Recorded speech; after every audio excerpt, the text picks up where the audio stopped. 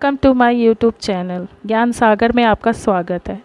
एक व्यक्ति जो मृत्यु के करीब था, मृत्यु के पहले अपने बेटे को चांदी के सिक्कों से भरा थैला देता है और बताता है कि जब भी इस थैले से चांदी के सिक्के खत्म हो जाएं, तो मैं तुम्हें एक प्रार्थना बताता हूँ, उसे दोहराने से चांदी के सिक्के फिर से भरने लग जाएंगे। उसने बेटे के कान में 4 शब्दों की प्रार्थना कही और वह मर गया। अब बेटा चांदी के सिक्कों से भरा थैला पाकर आनंदित हो उठा और उसे खर्च करने में लग गया। वह थैला इतना बड़ा था कि उसे खर्च करने में उसे सालों बीत गए। इस बीच वह प्रार्थना भूल गया। जब थैला खत्म होने को आया, तब उसे याद आया कि अरे वह 4 शब्दों की प्रार्थना क्या थी। उसने बहुत याद किया, उसे याद ही नहीं आया। अब वह लोगों से पूछने लगा। पहले पड़ोसी से पूछता है कि ऐसी कोई प्रार्थना तुम जानते हो क्या जिसमें 4 शब्द हैं? पड़ोसी ने कहा, हाँ, एक 4 शब्दों की प्रार्थना मुझे मालूम है, ईश्वर मेरी मदद करो। उसने सुना और उसे लगा कि ये शब्द नहीं थे, कुछ अलग थे। कुछ सुना होता तो हमें जाना पहचाना सा लगता। फिर भी उसने वह शब्द बहुत बार दोहराए, लेकिन चांदी के सिक्के नहीं बढ़े। तो वह बहुत दुखी हुआ। फिर एक फादर से मिला। उसने बताया कि ईश्वर तुम महान हो, ये 4 शब्दों की प्रार्थना हो सकती है, मगर इसके दोहराने से भी थैला नहीं भरा। वह एक नेता से मिला। उसने कहा, ईश्वर को वोट दो, यह प्रार्थना भी कारगर साबित नहीं हुई।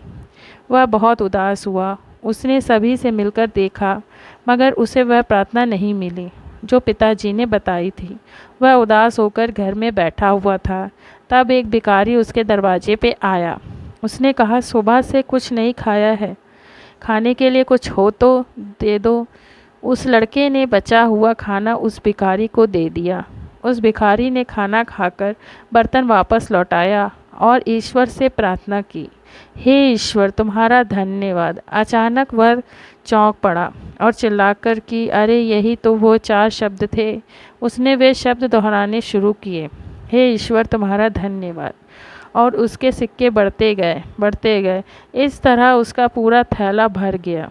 इससे समझ कि जब उसने किसी की मदद की तब उसे वह मंत्र फिर से मिल गया, हे ईश्वर तुम्हारा धन्यवाद। यही उच्च प्रार्थना है, क्योंकि जिस चीज़ के प्रति हम धन्यवाद देते हैं वह चीज़ बढ़ती है।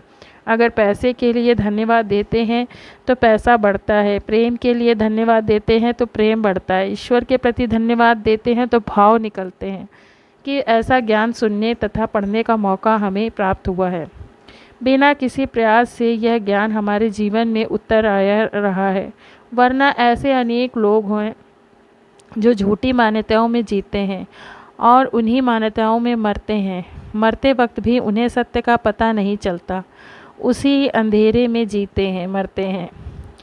ऊपर दी गई कहानी से समझें कि ईश्वर तुम्हारा धन्यवाद, ये 4 शब्द नहीं है, प्रार्थना की शक्ति है। अगर यह 4 शब्द दोहराना किसी के लिए कठिन है तो इसे शब्दों में कह सकते हैं, ईश्वर तुम्हारा धन्यवाद।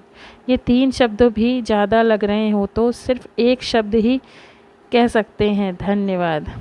आइए हम सब मिलकर एक साथ धन्यवाद दें उस ईश्वर को जिसने हमें मनुष्य जन्म दिया और उसमें दी तो बातें, पहली सांस का चलना, दूसरी सत्य की प्यास। यही प्यास हमें खोजी से भक्त बनाएगी। भक्ति और प्रार्थना से होगा आनंद, परम आनंद, तेज आनंद। धन्यवाद। अगर ये स्टोरी अच्छी लगी तो हमें लाइक करें, सब्सक्राइब करें, चैनल